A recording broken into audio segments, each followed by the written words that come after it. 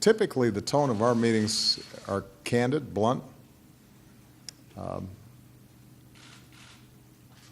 businesslike, and this one was no different.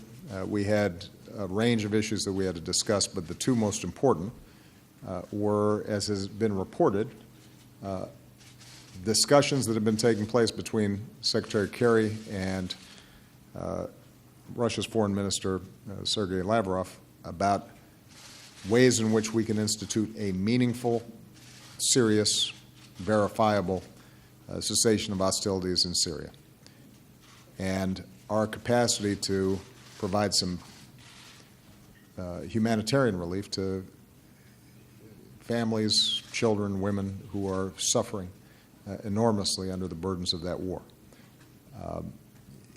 As you'll recall, we had initiated a cessation of hostilities a while back. Initially, it did lessen some of the violence, and then slowly it unwound. And we're back into a situation in which Assad's regime is bombing with impunity. That, in turn, we think is actually strengthening the capacity of Nusra to recruit people who might not have initially been sympathetic to terrorism, but now view anyone who's fighting against Assad as legitimized. And that is a very dangerous dynamic. And so we have had some productive conversations about what a real cessation of hostilities would look like that would allow us, both the United States and Russia, to focus our attention on common enemies like ISIL and Nusra.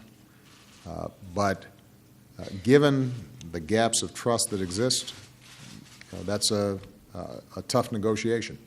And we haven't yet closed the gaps in a way where we think it would actually work. But my instructions to Secretary Kerry and Mr. Putin's instructions to Mr. Lavrov was to keep working at it over the next several days, because the faster we can provide some relief to folks on the ground, the better off we're going to be.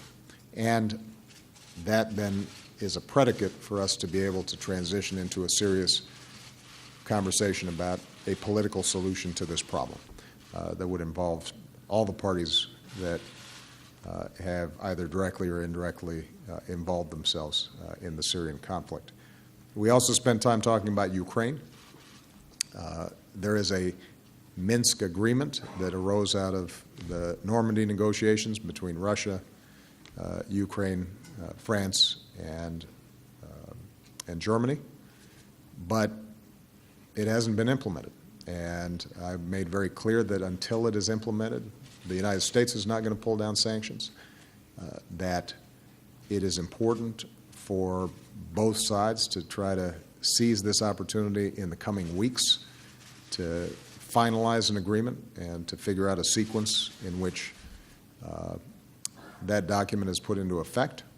And there was agreement not just between myself and Mr. Putin, but also with Chancellor Merkel and President Hollande, that effort should increase in urgency over the next several weeks. And so that was constructive but not conclusive. And we'll have to see whether we can actually get this done, or whether, in fact, President Putin, despite talking about wanting a negotiation as a solution, in fact, is comfortable with this constant low-grade conflict along the Russia-Ukraine border.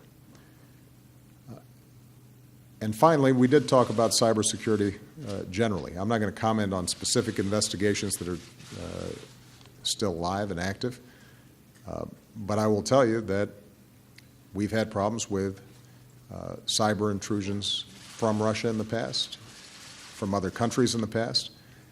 And look, we're moving into a new era here where a number of countries have significant capacities. And frankly, we got more capacity than anybody, both offensively and defensively. But our goal is not to suddenly in the cyber arena, duplicate a cycle of escalation that we saw when it comes to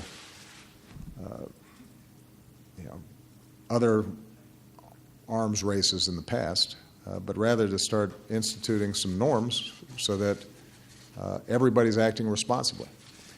We're going to have enough problems in the cyberspace with non-state actors who are engaging in theft and using the internet for all kinds of illicit practices and protecting our critical infrastructure and making sure that our financial systems are sound.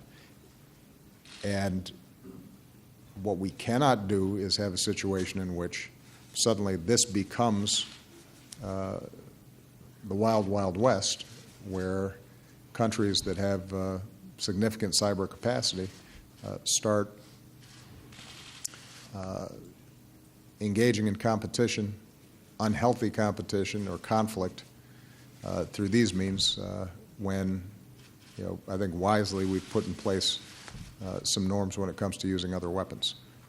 So that's been a topic of conversation with President Putin, as it has been with other countries. We've started to get some willingness on the part of a lot of countries around the world, including through our G20 process, to adopt these norms, but we've got to make sure that we're observing them. All right?